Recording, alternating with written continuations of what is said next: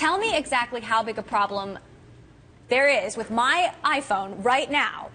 As I understand it, somebody, if they wanted to, could see all of my taps, swipes, browsing, texts, and emails. Yeah, absolutely. So, a lot of people have this sort of general idea that these devices are impervious to malware, and it's impossible to take over it. And Apple provides a level of security that you sort of don't have to worry about that. Apple's sort of taking care of that for you, because the prevalence of malware has been so low, and the attacks against the phone, frankly, have been so low compared to the Android platform.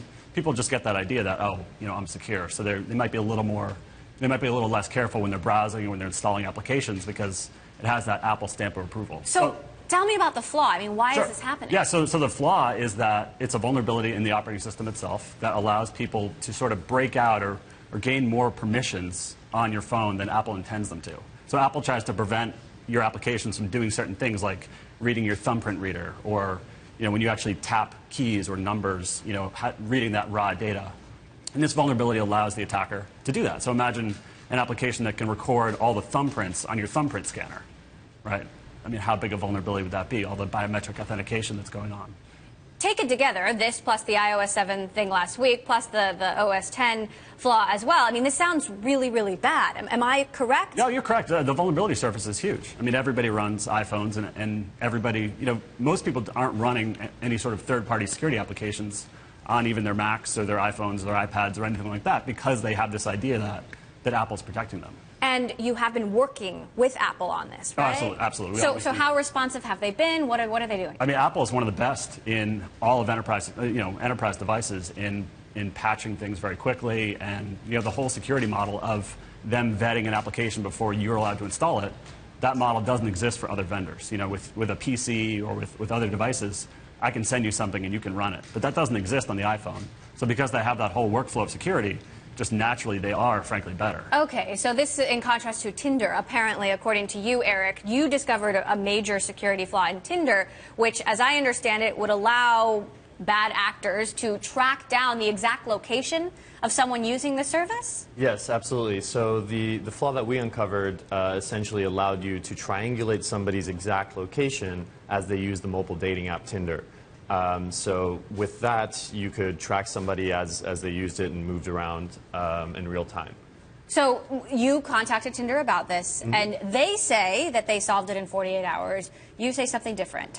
Walk me through what happened. Well, I don't know behind the scenes what they did, but from my understanding, that they said that they fixed it shortly after. They didn't give us details on the fix, so we had to check on our own. And on January 1st, when we checked, it appeared patched. You say this vulnerability existed for 40 to 165 days. I should read Tinder's statement. They say, shortly after being contacted, Tinder implemented specific measures to enhance location security and further obscure location data. Our users' privacy and security continue to be our highest priority. They did say they don't know of any situations in which people actually use this information to try and find someone, but it does go back to this policy. Apple, while they have released very short statements, I saw a headline today that talks about Apple's deafening silence when it comes to what's going on here.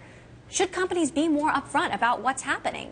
Absolutely, absolutely. And some of there were a number of Web 2.0 breaches with large companies in the Bay Area where Apple had information about the vulnerability and didn't disclose it to these very, very large web properties. And there was a vulnerability window that didn't need to exist. So, what should companies do? Because they do have to balance, not alerting all the bad actors out there that there's a problem before they fix it, right, Eric? Yeah. So, there is a balance there of protecting users and informing users as well as waiting for the fix. So prioritizing these fixes and getting them out as fast as possible is, of course, the right way to do things. And then once you fix them, being upfront with your user base and saying, hey, this is what happened and here's how we fixed it. Have vulnerabilities like this been out there all the time, or is technology moving so fast that security technology can't catch up? No, these vulnerabilities have always existed, and companies that have been in the press more for vulnerabilities in their software have come up with programs to like you're saying, to proactively contact large security companies, large enterprises like Microsoft and Adobe both have programs where they will give trusted people the information about the vulnerability before it goes out in the wild. And Apple has historically prided itself on having the best security out there. Did Apple really drop the ball in this case? Yeah. Eric's nodding. You're nodding your head. So this SSL flaw, this is one of the core flaws, one of the worst flaws I've seen, because it just allows all encrypted traffic going to that phone or the operating system.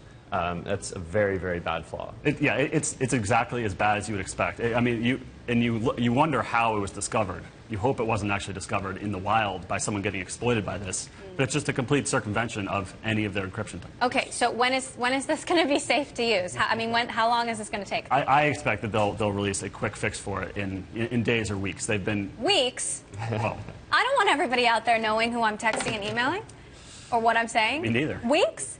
I mean, will it really take that long to fix? Oh well, there's a whole QA process that goes into it. I certainly can't. The fix is very quick. You can do the fix in 5 minutes, but then you have to go through the whole quality assurance process, or else if they push a fix out and your phone crashes when you get that patch, you're not going to be happy.